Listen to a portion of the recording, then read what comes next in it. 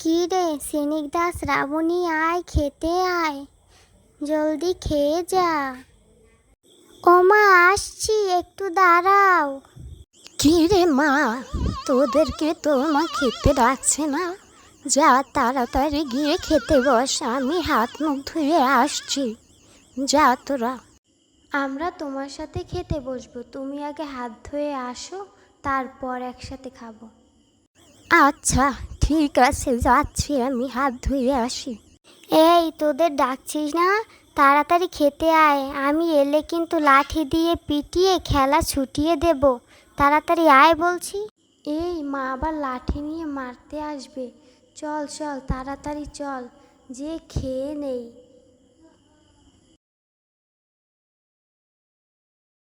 শোন সিনিকদা, শ্রাবণী, তোদের বাবা এক হাঁড়ি রসগোল্লা এনেছে।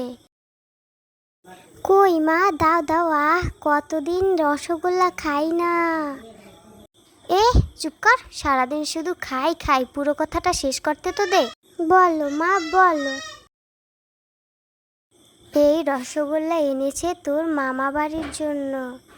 নে, তাড়াতাড়ি খেয়ে এই রসগোল্লা নিয়ে বেরিয়ে পড়, একদম দেরি করবি না, তাড়াতাড়ি যেতে হবে। মা, ভাত কি আরো আছে? কেন, লাগবে নাকি? থাকলে একটু নিতাম আর কি, একটুখানি নিতাম। না, এখন আর ভাত নেই, একটু পরে মামা বাড়ি যাচ্ছি, সেখান দিয়ে যা পারিস তাই তাই খাবি, এখন আর নেই।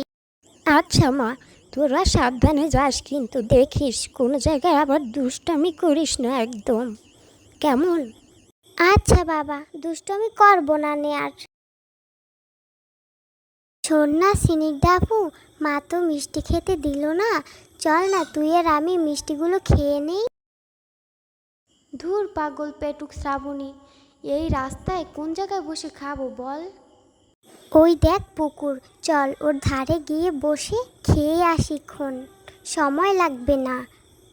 ধুর শ্রাবণী, আমার না খুব ভয় করছে, যদি মা জানতে পারে তো। এখানে মা কোথা থেকে আসবে বল শুনি, সত্যি কথা বল, তোর কি খেতে মন চাইছে না? আচ্ছা চল খেয়ে আসি। বেশি খাবো না কিন্তু, দুজনেই একটা একটা খেয়ে চলে আসবো। কি স্বাদ রে বাবা, মুখে দিতেই গলিয়ে যাচ্ছে, অনেক স্বাদ। আচ্ছা আচ্ছা, সব মিষ্টি তো শেষ হয়ে গেল, এখন কি হবে? তলায় শুধু একটু ঝোল পড়ে আছে। আমি আগেই বলেছিলাম তোকে শ্রাবণী, তুই একটা পেটুক। ও, এখন সব আমার দোষ? তুমি বুঝি খাওনি, সব শুধু আমিই খেয়েছি। আচ্ছা চল চল, এখানে আর বসে থাকা যাবে না, উঠি আমরা, চল।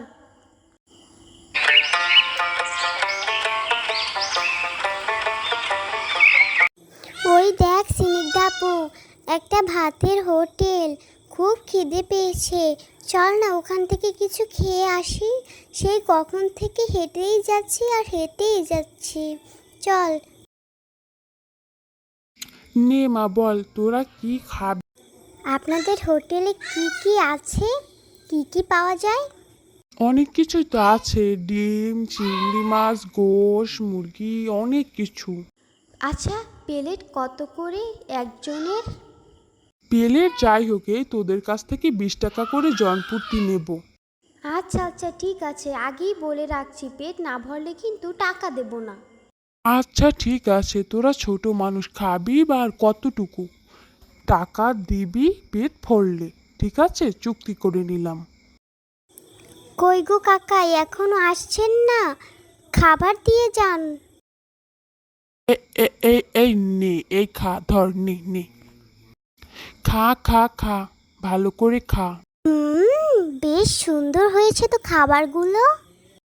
এই কোথায় গেলি রে মন্টু, আয় আয় এদিকটাতে আয় তাড়াতাড়ি করে, তোর তো খোঁজই নেই। বলো ভাইজান, আমি ওদেরকে খাবার দিতে গেছিলাম। ওই বাচ্চাগুলোকে খাবার দিতে তোর এতক্ষণ? ওদেরকে বাচ্চা বলো না, বাচ্চা বলো না, এতক্ষণে 4 জনের খাবার সাবার করেছে। কি বলিস, এই ঘটনা? তাহলে আর বলছি কি, চুক্তিতে চুক্তি হয়েছে খাবারের জন্য, তাই নাও দিতে পারছি না। চল চল দেখে আসি চল।